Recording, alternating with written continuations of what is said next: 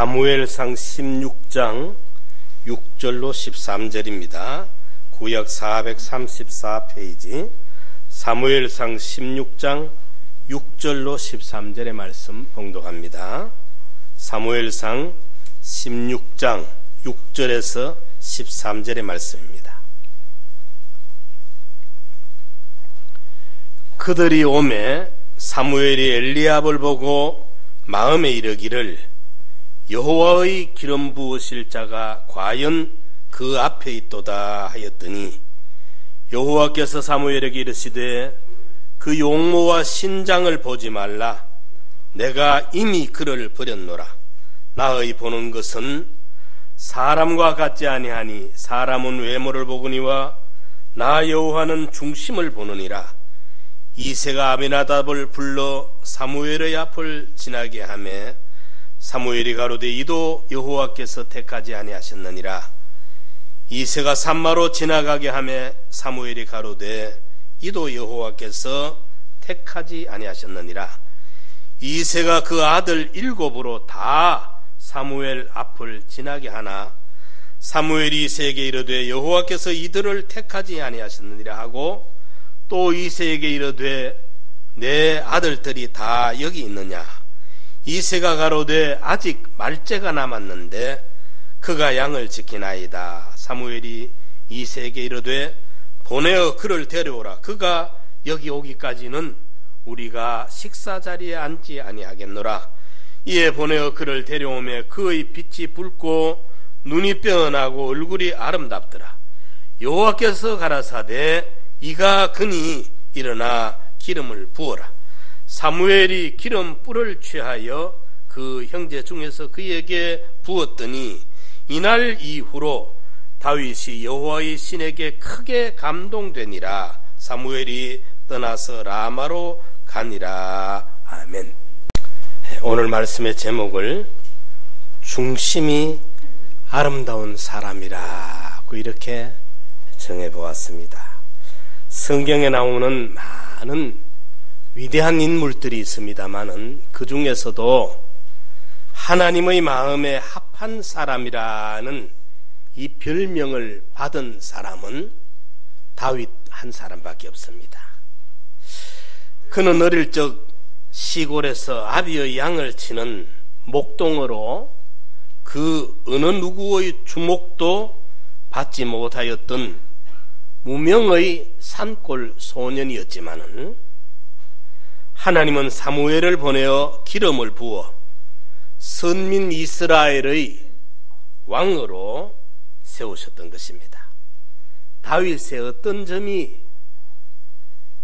그토록 우리 하나님의 마음에 들게 하셨는지 우리 이 시간 살펴보면서 우리도 수십 년 예수를 믿는다면서도 아직도 하나님과 우리와 전혀 다른 우리가 하나님의 비위를 좀 맞춰 드릴 줄 모르는 우리를 통해 하나님이 감동받으실 만한 것이 별로 없는 이런 재미없는 신앙생활을 혹시 우리가 하고 있지는 않는지 우리가 세상적으로 뭐 번들번들한 금수저를 뛰어난 그 무엇을 자랑할 만한 것이 없다 할지라도 그래도 하나님 보시기에는 아름답게 여길 만한 아름다운 그 무엇이 우리에게 있다고 한다면 얼마나 우리에게 다행이 되겠습니까? 오늘 말씀을 통해서 다윗의 그 하나님의 마음에 합하게 여겨질 만큼 아름다운 그 무엇이 어떤 것이었는가 함께 살펴보면서 우리의 영적 교훈으로 은혜의 시간이 되시기 바랍니다. 첫째로 그는 중심이 아름다웠습니다. 하나님께서 사무엘에게 사울을 내가 버리겠다. 이스라엘의 초대왕 사울을 버리겠다. 그리고 이새의 아들 중에 내가 마음에 정한 사람이 있으니까 가서 기름을 부어 왕을 세우도록 하라. 이 하나님의 특명을 받들고 이제 이새의 집을 찾아왔습니다. 통보를 받은 다윗이 나라의 최고의 어른이 시골 자기 집을 방문하시겠다고 하니까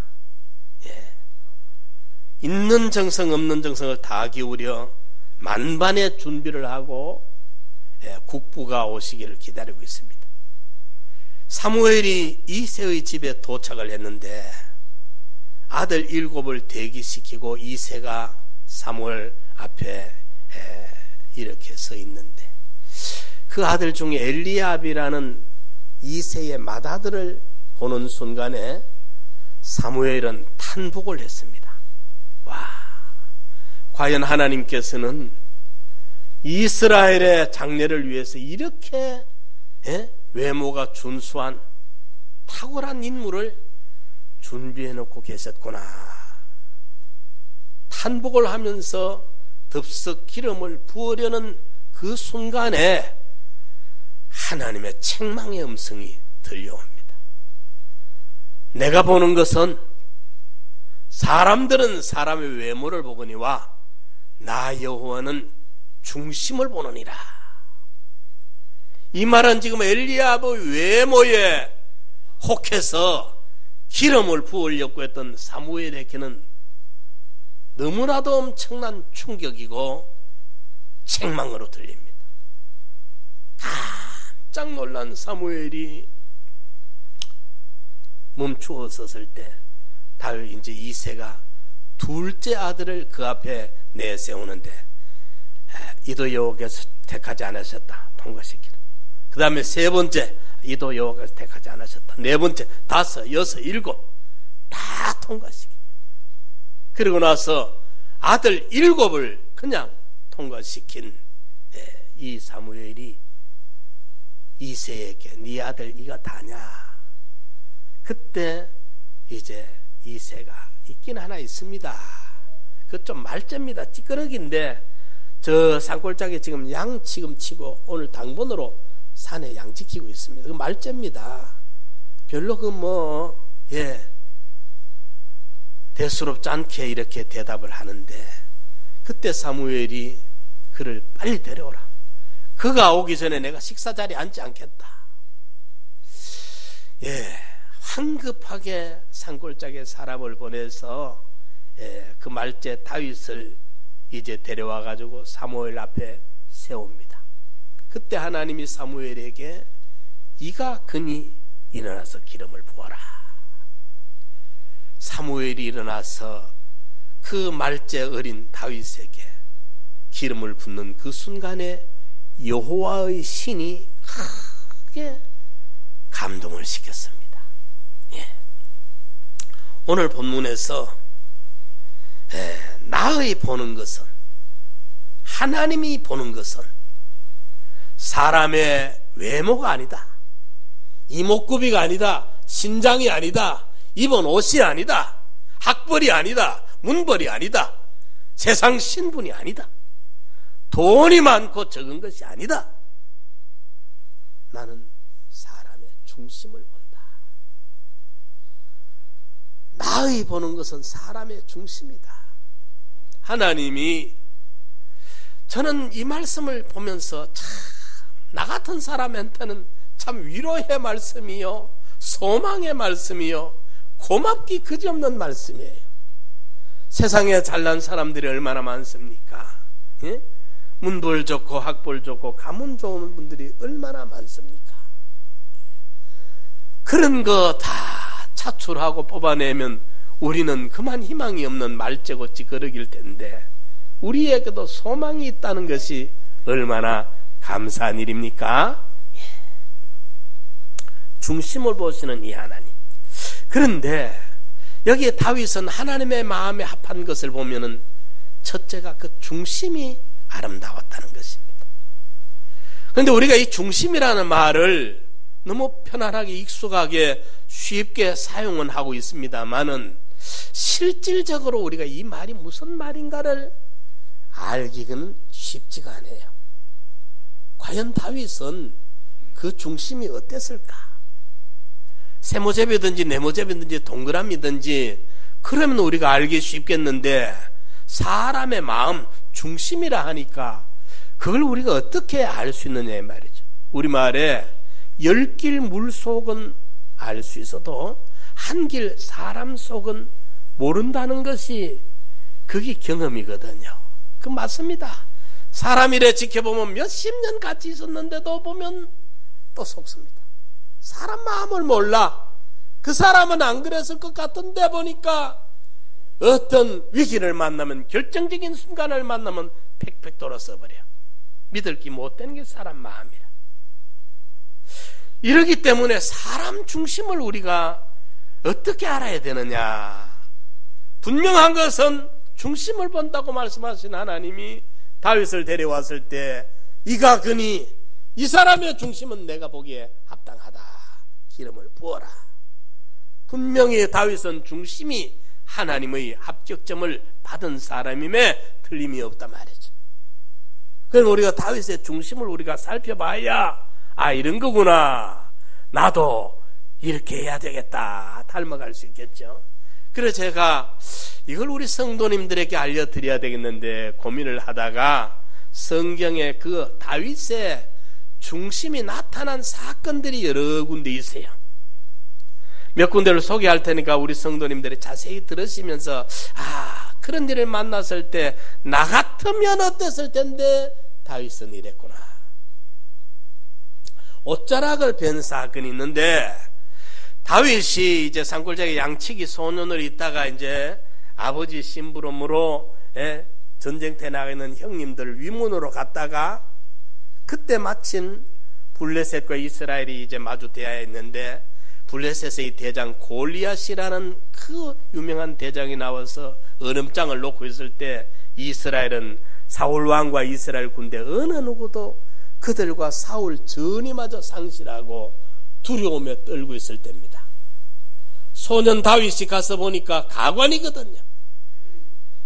하나님을 믿지 않은 이방 인간이 여호와의 이름을 욕을 하면서 모욕을 하며 비웃고 조롱을 하고 있으니 어린 다윗의 속이 상해 못 견딥니다. 의분에 감히 저작자가 만군의 여호와의 이름을 이렇게 욕되게 하고 있는 걸 이걸 두고 볼 수 있느냐. 이래서 그날 산골을 양치다가 온 소년이 양치던 그 지팡이 들고 나가서 물맷돌 5개 들고 나가가지고 이스라엘과 사울왕이 옴짝달싹 못하던 블레셋의 대장 골리앗을 단방에 무너뜨리고 블레셋을 물리치고 이스라엘이 대성을 거두었습니다. 나라를 구한 거예요. 위기의 순간에. 그리고 전쟁에서 돌아올 때 그 소식이 그렇게 발빠르게 소식이 전해져 가지고 사람들이 이들을 맞이하면서 하는 말이 사울은 천천히요 다윗은 만만이라.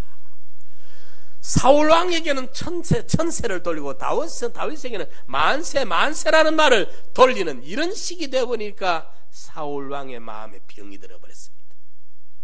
인심이 다윗에게로 돌아간다. 시기심이 발동이 되어가지고 그날부터 그 시간부터 다윗을 죽여야겠다는 살해를 기도합니다. 집요하게 다윗을 직접적으로 간접적으로 죽이려고 하는 여러 차례 시도를 합니다. 결국은 다윗이 버텨내질 못하고 도망을 쳐서 산골짜기로 도피하지 아니할 수 없었는데 그때마다 다윗이 어디 나타났다는 정보만 입수되면 사울왕이 연대병력을 이끌고 다윗 사냥을 나옵니다. 마침 이제 십 황무지에 거기에 있을 때 소식이 들어가가지고 사울왕이 또 출병을 해가지고 다윗 한 마리 다윗 한 사람 한 마리가 아니고 다윗 하나 사냥하려고 연대병력을 이끌고 와서 있는데 그때 다윗이 급하게 그 굴 속에 들어가 숨었는데 이 덥고 하니까 사울왕도 다윗을 이제 수색을 하다가 못 찾으니까 더우니까 굴 속에 들어와서 좀 식히고 하다가 그 굴 속에 들어와서 잠이 들었어요. 그런데 그 굴 안 속에 다윗이 숨어 있어. 다윗의 부하와 같이 이래 나와보니까 굴 속에 들어온 사울왕이 덥고 하니까 거기 와서 쉬다가 깊은 잠에 들어 있었습니다. 사울의 신하들도 같이 잠에 들어 있었고 이러니까 다윗의 부하가 다윗을 보고 여호와께서 당신의 원수를 당신에게 붙였습니다. 지금 제가 단번에 없애버릴 테니까 허락하십시오. 그때 다윗이 손대지 말아라. 여호와의 이름으로 기름 부음 받은 종을 우리가 손대는 것은 여호와의 이름을 욕되게 하는 것이니까 옳지 않다. 그러면서 사울 왕의 옷을 가위로 자릅니다. 옷을 뺍니다. 잠자고 있는 사울 왕의 옷을 베면서 마음에 찔려 여호와의 이름으로 기름 부음 받은 종의 옷을 내가 베는 기기 혹시나 여호와의 이름에 성부 하나님의 성자 하나님의 성령 하나님의 권위에 이름에 명예에 욕이 되지 아니할까 하는 마음이 찔려. 그러면서 이제 할 수 없이 옷을 베가지고 이제 숨습니다. 그러니까 사울 왕은 그 이제 쉬었다 가고 난 다음에 서로 그 거리가 간격이 멀 때 그때 다윗이 왕이여 고함을 지릅니다. 왕이여 왜 왕께서는 그렇게 오해를 하십니까? 저는 왕을 해야 할 마음이 전혀 없습니다. 예? 보십시오. 왕의 옷자락을 보십시오. 제가 왕의 옷자락을 베었습니다. 사리가 없었다는 것을 증거를 하죠. 그러니까 사울왕이 울면서 다윗아 나는 너를 죽이려 했는데 너는 나를 살려보내는구나. 네가 앞으로 왕이 될 거다 하면서 헤어집니다. 자, 여기서 보십시오. 사울왕이 죽으면 온 국민들의 마음속에 다윗이 2인자로 부상이 되어 있습니다. 왕이 될 수 있습니다. 그리고 그렇게 집요하게 자기를 수색하면서 죽이려고 하는 그 사울왕인데 그 절체절명의 기회를 천재일우의 기회를 놓치지 아니하고 없애버리면 자기가 왕이 되는데 또 본인이 손에 피를 안 묻혀도 고기만 돌려버리면 부하들이 해결해 주는데 그럼에도 불구하고 여호와의 이름으로 기름 부음 받은 종이라.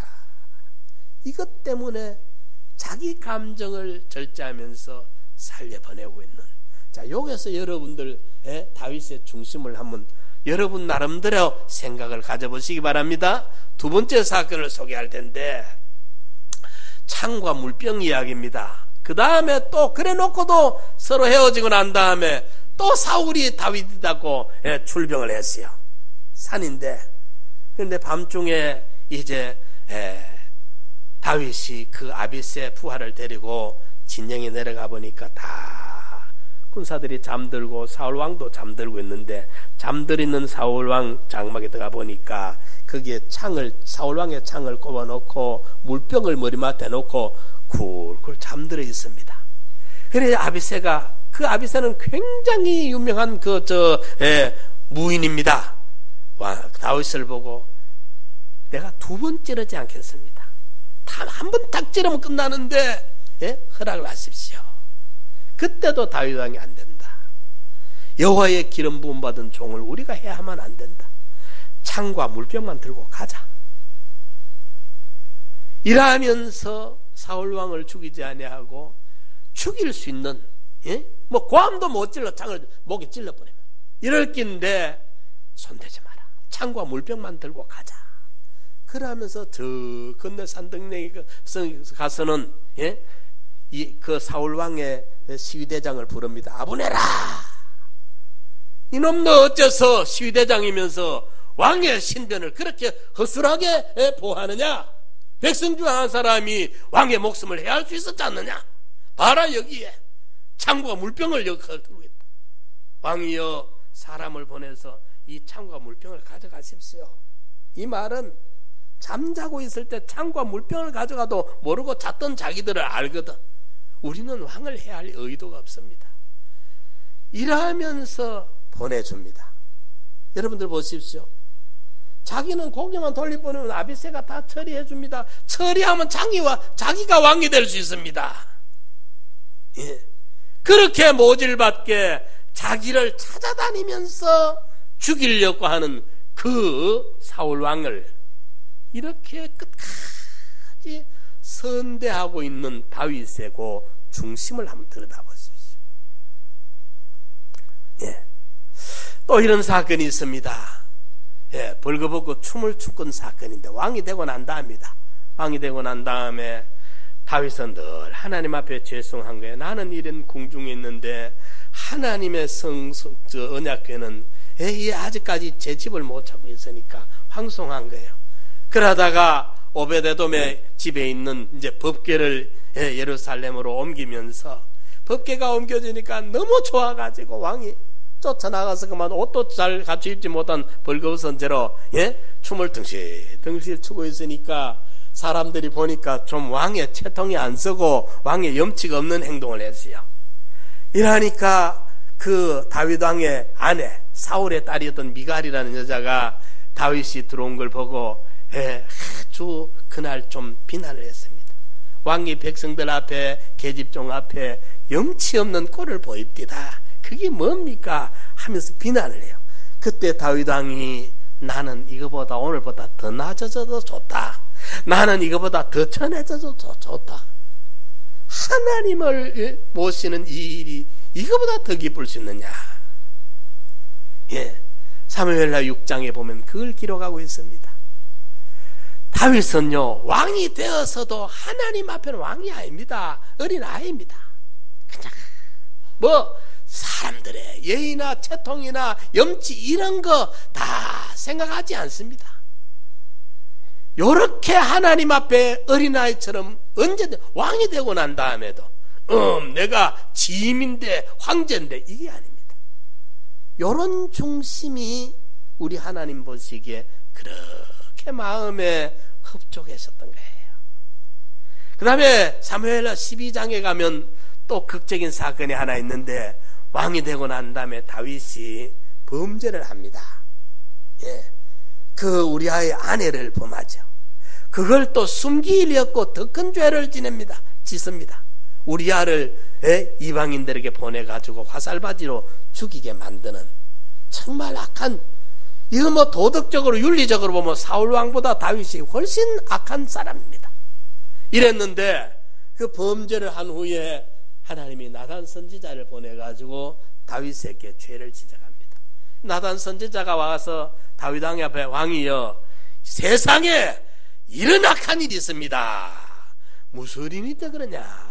어떤 동리에 부자는요 소도 많고 양도 많고 염소도 많고 가축이 많은 부자가 있는데 그 동네에 여자는 가족도 없고 염소 새끼 한 마리 양 새끼 한 마리를 남편처럼 자식처럼 가족처럼 이렇게 애지중지 키우고 있는데 그 부잣집에 손님이 오니까 이 부자가 자기 집에 그 많은 짐승 놔놓고 이 가족처럼 여기는 가난한 여인의 그 양새끼 한 마리를 뺏어가가지고 그걸 잡아가지고 자기 집에 온 손님 대접을 했습니다. 이러니까 다윗이 열을 받은 거예요. 내가 통치하는 이 나라에 그렇게 악한 놈이 있단 말이냐? 그런 놈을 놔둬서 되겠느냐? 아주 지금 막 감정이 막 지금 팍 올라와 있을 그때 나단 선지자가 당신이 바로 그런 자입니다. 콕 찔러버렸어요. 감정을 팍 북돋아놓고는 당신이 그 자입니다. 하고 나단 선지자가 팍 지적을 해보니까 여러분 성경에 보면요 왕들 건드리다가 선지자들 많이 죽습니다. 하나님의 종들 많이 죽습니다. 그런데 다윗은 바로 그 자리에 무릎을 팍 꿇고 나단 선지자 앞에 엎드렸습니다. 내가 범죄했습니다. 여러분 이런 모습이 다윗의 중심입니다. 이게 다윗의 중심이에요. 사무엘하 그 16장에 보면은 다윗이 이제 그 범죄 후에 하나님의 징계로 말미암아 아들 압살롬이 반역을 일으킵니다. 그때 이제 왕궁을 비우고 다윗이 급하게 후궁들도 내비두고 이제 쫓겨나가야 되는데 쫓겨갈 때 그래도 신하들이 따라오잖아요. 이런데 그때 사울의 친척 시므이라는 사람이 다윗과 신하들은 이쪽으로 가는데 또랑 건너 저쪽에서 이제 시므이라는 사람이 따라오면서 돌팔매질을 하면서 저주를 받으라 피를 흘린 자야 저주를 받으라 하면서 이 왕을 저주하면서 돌팔매를 던지고 흙먼지를 떨리면서 이렇게 비난하면서 조롱하면서 따라옵니다. 한번 생각해 보시면서 그때 얼마나 악에 바치겠어요. 우리 같으면 그만 안 그래도 지금 쿠데타가 일어나가지고 속이 상해서 어쩔 줄을 모르겠는데, 이런 대먹지 못한 인간이 따라오면서 돌팔매질을 하고 흙을 먼지를 날리고 저주를 하면서 따라오고 있다 이 말이에요. 힘이 있는 것도 아니라. 이러니까 다윗의 부하들이, 왕이여, 저 개 같은 자를 저걸 놔도 되겠습니까? 당장에 가서 목을 베버리겠습니다 하니까, 그때 다윗이 뭐라 하느냐, 그 스루야의 아들들아, 너가 왜 여기에 관여하느냐, 비켜라. 다윗의 시위대장들이고 다윗의 이제 시위를 맡은 군인들인데 왜 관계가 없습니까? 그런데 다윗이 스루야의 아들들아, 너희들이 왜 여기에 상관하느냐, 비켜라. 내가 범죄했기 때문에 하나님이 투자를 시켜서 나를 이렇게 비통하게 하고 있고 저주를 하고 있지 않느냐. 저자가 나를 저주함으로 말미암아 하나님의 노염이 풀려드린다면은 저주를 받도록 놔두라. 예? 다윗의 신하들이 단 한 칼에 목을 베풀 수 있는데, 그 참담한 침울한 분위기에, 그 비극의 상황에 감정이 얼마나 예민하겠습니까? 그럴 때에 악에, 사람들이 보통 말하죠. 그때는 악에 받쳐있다 그러죠. 이럴 낀데, 그때 다윗이 저주함으로 하나님이 분하시면 나한테 노여움이 풀려드린다면은 내가 저주를 좀 더 받자, 놔둬라. 이런 걸 보면 정말 참 다윗이 위대한 분이구나. 하나님이 반하실 만한 그런 아름다운 중심의 소유자예요. 그 뒤에도 보면 사무엘상 23장에도 보면 쫓겨가면서 베들레헴 성문 곁 우물물을 마시고 싶은 그 사무를 합니다. 그때 베들레헴 성문 곁 우물물이 참 시원한데 지금 마시고 싶어도 못 마시는 거예요. 쫓겨나고 있으니까. 이러니까 다윗의 신하들 중에 용장이 있습니다. 세 명이 우리 왕이 저렇게 베들레헴 성문 곁 우물물을 저렇게 마시고 싶어 하는데 우리 가서 길러오자. 그거 길러오려고 하면은 적진을 뚫고 나가야 길러올 수가 있어요. 적진을 통과해야 그 물을 길러올 수 있거든. 이 세 명의 장군들이 적진을 목숨을 걸고 해치고 들어가가지고 베들레헴 성문 곁 우물물을 떠가지고 왔어요. 보통 장군들이 아닙니다. 이러니까 왕이여, 이 물이 바로 베들레헴 성문 곁 우물물입니다. 드시옵소서 하니까 다윗 왕이 그 물을 여호와 앞에 부어버립니다. 여호와 하나님, 내 이런 일 안 하겠습니다. 내 마시고 싶다고 내 신하들의 생명을, 신하들의 피를 흘리도록 나는 이런 짓을 안 하겠습니다 하면서 그 물을 안 마십니다. 부어버립니다. 자, 이런 거 하나하나 제가 여러 사건들을 여러분들에게 소개하는데, 사건 하나하나에서 우리가 읽을 수 있는 이것이 바로 다윗의 중심입니다. 예? 우리하고 하면 비교를, 내 같으면 그럴 때 어쨌을까? 내 같으면 시므이를 그때 살려보냈을까? 내 같으면 그때 사울왕을 죽이지 않았을까? 내 같으면 그물을 그만 울컥울컥 불컥불컥 마시지 않았을까? 다윗과 나를 한번 견주어 보십시오. 한 사건 한 사건이 자기로 돌아갈 수밖에 없는, 자기로 빠져들 수밖에 없는, 자기 중심으로 빠져들 수밖에 없는 그런 순간순간이었는데 다윗은 자기에게 빠져들지 않았어요. 다만 악에 수고하옵소서. 그때 자기로 빠져들어가는 곡이 악입니다. 악이 자기로 빠져들어갑니다. 다윗의 중심은 자기로 돌아가지 않습니다. 곧 찰나 위기의 순간순간마다 자기보다 하나님을 먼저 생각하는, 여호와의 이름을 먼저 생각하는, 공의를 먼저 생각하는 이런 아름다운 중심이 그에게 있었기 때문에 하나님이 그의 중심을 읽으시고 복을 주신 거예요. 아멘. 예, 우리 중심을 우리가 어떻게든지 만들어야 됩니다. 우리 마음속에 오만 쓰잘것없는 잡된 생각들을 좀 비워내고 청소해내고 타락한 부패한 요소들을 우리가 좀 끌어내고 너희 안에 이 마음을 품으라. 곧 그리스도 예수의 마음, 하나님의 형상, 신의 성품을 우리가 바꾸어 가지는 다윗과 같은 이런 아름다운 중심의 소유자들이 되시기를 축원합니다.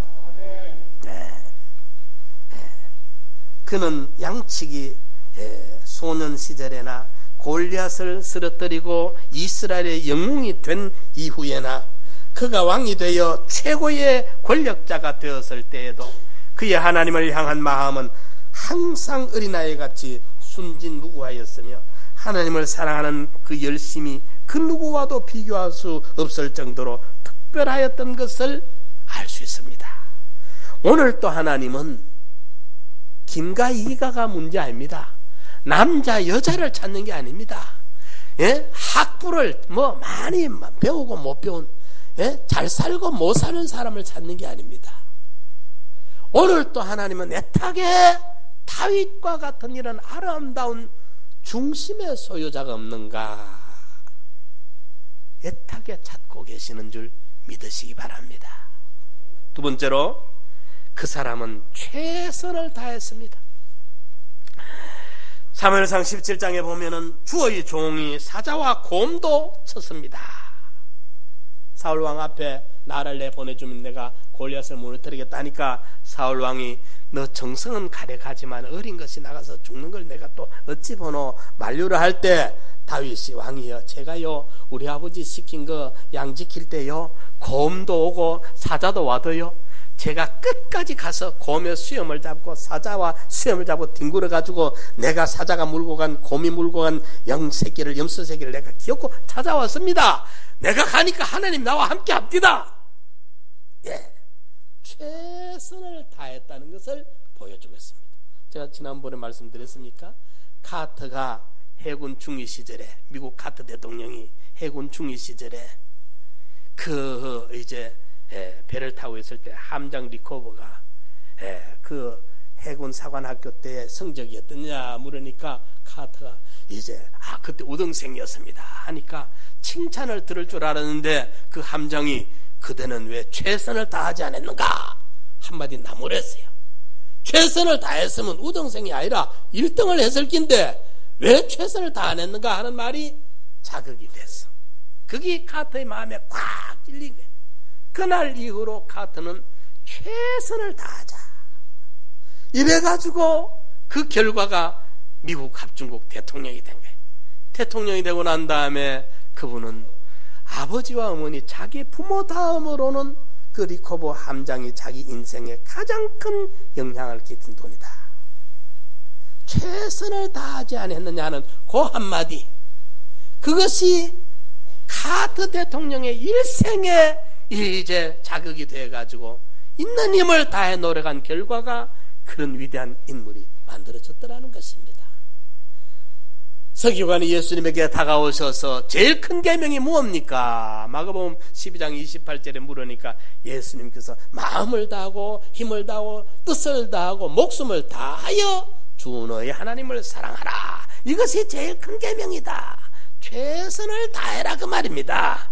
네가 무슨 대학을 나왔느냐 돈을 얼마나 가졌느냐 이런저런 자랑할 게 뭐가 있느냐 내 봐라 그거 하지 않고 네 있는 힘을 다 해서 그 말이야. 최선을 하라 이 말이야.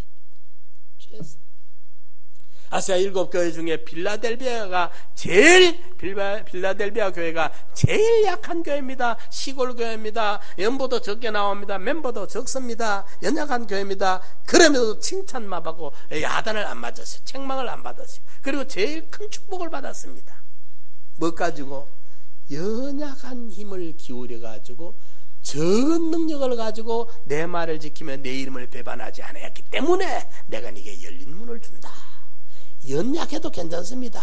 약한 자를 들어서 강한 자를 부끄럽게 하고 어리석은 자를 들어서 지혜로운 자를 부끄럽게 하시는 가난한 자에게 복음을 주시는 이것이 기독교의 신비지 않습니까? 최선을 다하는 것. 내가 못나서 무식해서 가난해서 못했다 이 핑계 통하지 않습니다. 예? 내가 실력이 있어서 나는 조금만 해도 저 사람 몇 사람 하는 분량보다 내가 할 수 있다 이거 안 통합니다. 능력을 가지고 논하지 않습니다. 있는 힘을 다 했느냐 충성을 했느냐 죽도록 충성하라 그래 하면 생명의 면류관을 네게 주리라. 죽도록이 뭡니까? 최선 다하는 겁니다. 최선 다하는 것. 다윗은 산골짜기에 빚 없이 이름 없이 양치면서 최선 다해봐야 그러면 누가 대단하게 알아줍니까? 예? 잘하니까 또 만날 그런 일만 아버지가 자꾸 시켰지. 하나님이 알아주시던 것입니다. 요셉을 보십시오. 팔려가서 보디발 집에 종살입니다. 그 무슨 희망이 있습니까? 거기에 무슨 장래가 미래가 있습니까? 그러나 낙심하지 아니하고 종살이 하면서 최선을 다했습니다. 이러니까 주인이 이래 지켜보다가 이거 괜찮구나, 괜찮은 놈이네 지켜보다가 나중에 가정 총무를 세웁니다. 집안의 재산과 사람 관리를 요셉에게 다 맡깁니다. 그게 가정 총무입니다. 최선 다 안 하고 사람 눈치 보고 눈치 살살 돌고 깨알 부리면 그거 맡기겠어요? 안 맡깁니다. 억울한 누명을 덮어서고 옥에 보냈는데, 그러면 옥에 갔으면 이제는 참 하나님 믿어도 헛일이더라 하고 원망 불평 낙심할 만한데도 불구하고 낙심하지 아니하고 거기서도 맡겨진 일 최선을 다하니까 옥사장 교도소장 이래 지켜보다가 처음에는 뭐 아무렇게나 여겼겠죠. 그랬는데 지켜보다가 이 사람 참 괜찮은 사람이구나 인정하고 신임하다가 나중에 교도 행정을 전부 요셉에게 맡기고 재반 업무를 맡기고 돌아보지 않았다 하세요. 그 교도소 총무가 된 거예요, 여러분. 그게 귀한 일 아닙니다. 종살이 종짓하는 게 뭐가 귀합니까? 옥살이하는 죄수 노릇하면서 잘하면 그까짓 게 뭐 할 깁니까? 우리 같으면 무시하고 포기해보고 말아볼 긴데, 요셉은 이거 시켜도 성실하게 최선 다하고 저거 시켜도 입장과 처지 현실이 어떻든지 최선을 다했어요. 그때 그 훈련을 시켜가지고 뭘 합니까? 가정 총무, 교도소 총무, 나중에 한 나라의 총무가 돼서 국정을 총괄하는 국무총리로 하나님이 시키시더라. 그분이 우리가 믿는 하나님입니다. 요셉이 믿은 하나님, 다윗을 불러 등용하신 하나님이 바로 오늘 저희들이 믿는 하나님과 동일하신 분이신 줄 믿으시기 바랍니다. 원망 불평 쉽게 낙심하지 말고 현실에 선한 충성을 다 하고 최선을 기울이는 사람이 하나님이 등용할 사람이 될 줄 믿으시기 바랍니다. 이제 세 번째로 한 가지 더 말씀드립니다. 순종의 길 들어진 사람이었습니다. 순종의 길이 들어져 있습니다. 다윗의 물맷돌은 산골짜기에 양을 치면서 사자와 곰들이 양과 염소 새끼를 해칠 때면 목숨을 걸고 사자와 곰의 발톱에서 양과 염소를 지켜내던 어린 소년의 유일한 무기가 돌밖에 없어요. 산에서 금, 장금을 구할 수도 없고 서르탄을 구할 수도 없고 총을 구할 수도 없습니다. 돌밖에 없습니다. 그러니까 돌을 들고 던지고 10번, 20번, 100번, 1000번, 10,000번 수도 없이 양떼를 지키기 위해서 던진 이게 길들어진 순서라요. 길들어진 것입니다. 다윗의 물맷돌은 수많은 현실에서 던졌던 순종으로 길들어진 물맷돌입니다. 하나님의 아버지를 통해 자신에게 맡긴 사명, 곧 양떼를 지키는 이 일에 최선을 다하면서 던질 수밖에 없었던 유일한 무기가 산골짜기에 흔해 빠진 널려있는 돌입니다. 사랑하는 성도 여러분, 우리도 평소에 특별한 기회가 주어지지 않더라도 평소에 사소한 일상생활에서 주님 말씀 순종으로 길들여진 순종의 물맷돌을 마련하는 지혜로운 성도들이 되시기 바랍니다. 우리 젊은 분들에게 특별히 부탁드립니다. 자기 물맷돌을 만들어 놓고 기다리세요. 순종의 물맷돌을 만들어 놓아요. 하나님이 언제 그것을 사용할 기회에 사용하실런지 몰라요. 요셉처럼 종살이 하면서 만들어 놓고 옥살이 하면서 만들어 놓으면 애굽의 종이를 맡길런지 모른다 이 말입니다. 이 현실 저 현실 원망하고 불평하고 낙심하고 핑계대고 이런 인간은 하나님이 사용할 수가 없어요. 서둘 수가 없어. 이걸 맡기든지 저걸 맡기든지 죽도록 그 일에서 얼른 보면 요셉의 종살이가 무슨 의미가 있고 옥살이가 무슨 그 장래가 미래가 보입니까? 그래도 원망 불평 없이 하나님의 지으신 모든 것이 선함에 감사함으로 받으면 버릴 것이 없나니 말씀과 기도로 걸어가야 지내니라. 그 현실에서 어떤 현실인지 원망 불평 낙심하지 말고 거기에서 주님의 뜻을 사다 여기서 순종하고 저기서 순종하는 그 순종의 물맷돌을 만들어 놓는 거예요. 거기 만들어졌던 기지 한 번도 안 던졌던 거 골리앗 앞에서 돌 하나 들고 던진다고 골리앗 이마밖에 박힐 줄 압니까? 천만의 만만의 말씀입니다. 아닙니다. 예, 이거는요 100번 1000번 자기의 현실에서 자기의 맡긴 사명 감당하면서 던지면서 익혀졌던 순종의 물맷돌입니다. 보십시오. 흔하디 흔한 자갈밭에 작은 돌멩이 하나에 불과하지만은 이 물맷돌은 순종으로 길들여진 다윗의 손에 들려 있었다는 겁니다. 이 돌이 다윗의 손에 들어오기 전에는요 사람 발에 밟히는 자갈돌입니다. 그 돌이 다이아몬드 아닙니다. 예? 그 돌이 대단한 옥석이 아닙니다. 흔하디 흔한 자갈밭에 자갈돌입니다. 예? 그 돌 자체가 무슨 능력 있는 게 아닙니다. 길들여져 있는 다윗의 손에 물맷돌이 들려졌을 때 히로시마 핵폭탄과 다를 바가 뭐 있습니까? 히로시마 핵폭탄 하나 탁 떨어지니까 우리가 해방이 돼버렸죠. 우리나라까지. 예? 사울왕과 이스라엘의 블레셋 앞에 항복에 백기를 들어야 되는 그 순간에 다윗의 물맷돌이 골리앗의 이맛박을 박는 그것은 히로시마 핵폭탄과 이스라엘에게는 똑같은 효력이라 이 말입니다. 이 엄청난 흔하디 흔한 그 자갈밭에 자연의 돌멩이 하나가 한 나라를 구원하는 한 민족을 구원하는 이런 파워풀한 이런 능력의 물맷돌이 되더라 이 말. 아멘. 예.